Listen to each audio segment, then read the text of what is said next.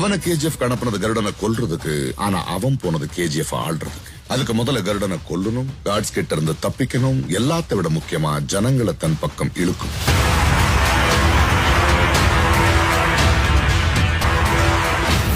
அங்க இந்த 3 கைதிகள்ல ஒருத்தனா வந்து எல்லாருக்கும் முன்னாடி கருடனை கொன்னா. வானரம் காட்ஸ் துப்பாக்கியை பிடிச்சு நின்னப்போ அது வரைக்கும் தலை தூக்க பயந்துட்டு இருந்த ஜனங்க ராக்கி மேல நிக்கிறத பார்த்ததும் காட்ஸ்ங்க தலைகளை மிதிச்சு முன்னேறினாங்க. மக்கள் ராக்கிய சுல்தானா ஏத்துக்கிட்டாங்க. நீங்க சொன்ன மாதிரி ஒரு கேங்ஸ்டர் இல்ல சார், ஒத்தையா வந்து புகுந்து அடிச்ச மான்ஸ்டர்.